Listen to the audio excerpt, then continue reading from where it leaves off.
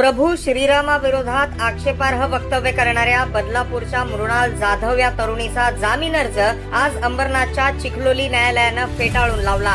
ही तरुणी पोलंडला शिक्षण घेत असून तिला जामीन दिल्यास ती पोलंडला पळून जाण्याची तसंच पुरावे नष्ट करण्याची भीती कोर्टानं जामीन नामंजूर करताना व्यक्त केली।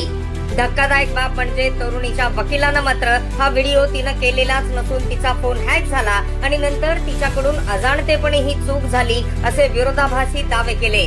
त्यामुळे कोर्टानं या तरुणीच्या वकिलांनाही चांगलंच फटकारलं।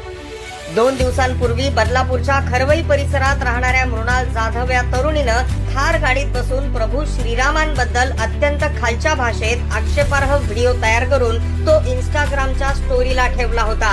हा व्हिडिओ व्हायरल होताच संतापाची लाट उसळली होती। या प्रकरणी या तरुणीला अटक करून रविवारी सुट्टीच्या कोर्टात हजर करण्यात आलं असता कोर्टानं थेट न्यायालयीन कोठडी सुनावली होती। त्यामुळे तिच्या वकिलांनी लगेच जामीन अर्ज सुद्धा दाखल केला होता। या अर्जावर आज सुनावणी झाली। यावेळी अंबरनाथच्या चिखलोली कोर्टातील संपूर्ण वकील संघटना पोलिसांच्या आणि हिंदुत्ववादी संघटनांच्या बाजूने युक्तिवाद करण्यास उभी राहिली आणि या तरुणीला जामीन देण्यास कडाडून विरोध केला। या तरुणीनं आधीच आपलं इंस्टाग्राम अकाउंट डिलीट करत पुरावे नष्ट केले आहेत। तिला जामीन दिल्यास ती आणखी पुराव्यांशी छेडछाड करेल, तसंच ती पोलंडला शिक्षण घेत असून ती पोलंडला पळून जाऊ शकते असा युक्तिवाद वकिलांकडून करण्यात आला।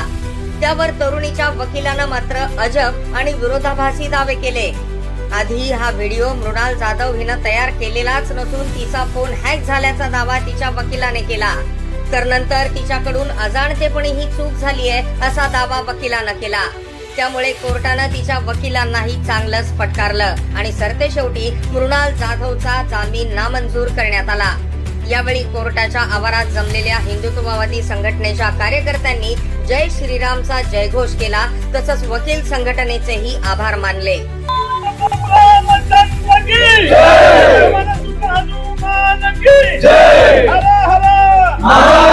प्रभू श्रीरामांविषयी जे आक्षेपार्ह वक्तव्य एका तरुणीने केलं होतं त्यामुळे संपूर्ण महाराष्ट्रातच नाही तर संपूर्ण देशामध्ये संतापजनक असं वातावरण निर्माण झालं होतं।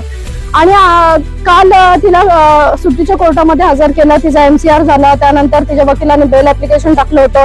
आज तिचा बेल होणार होता, पण खरा विजय आज या ठिकाणी जो लढा दिला गेलाय अंबरनाथ आपल्या चिखलोली कोर्टाचे जे वकील संघटना आहे त्यांनी जो खऱ्या अर्थाने जो लढा दिलाय त्यामुळे जो विजय आज या ठिकाणी झालेला आहे त्या तरुणीचा बेल या ठिकाणी रिजेक्ट करण्यात आलेला आहे।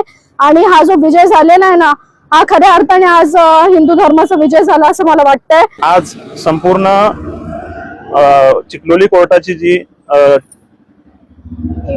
वकील संघटना आहे त्या वकील संघटनेच्या सर्वच वकिलांनी बाजू मांडून धरली आणि आरोपीला जर का सोडण्यात आलं तर वातावरण बिघडू शकतं आणि ते जज साहेबांना सर्व विषय पटवून दिले आणि त्यामुळे जज साहेबांनी तिची बेल फेटाळली आहे।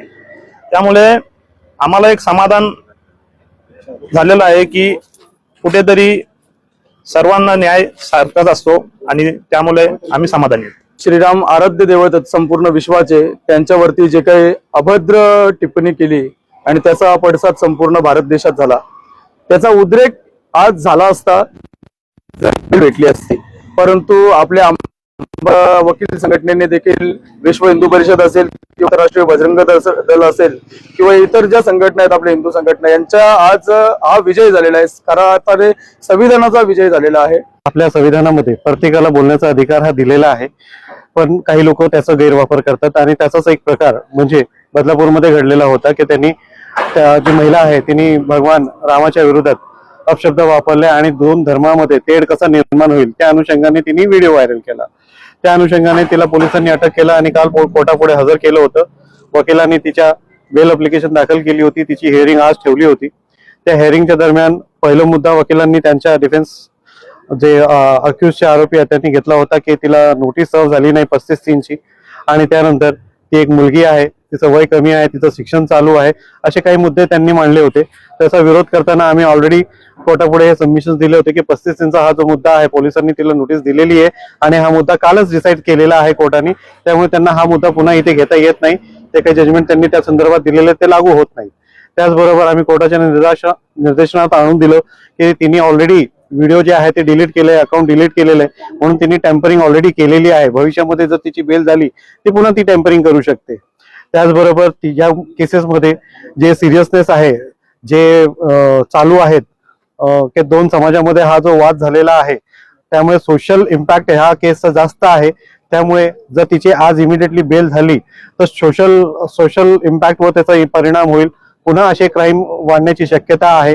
त्याचबरोबर तिच्याकडे पोलंडचे सिम कार्ड आहे, ती कधीही अब्स्कॉन्ड होऊ शकते. असे इतर आम्ही बरेच मुद्दे कोर्टापुढे मांडलेले आहेत आणि कोर्टाने कन्सिडर केलेला आहे की तिने हा जो क्राईम केलेला आहे प्रायमा फेसी दिसून येतोय.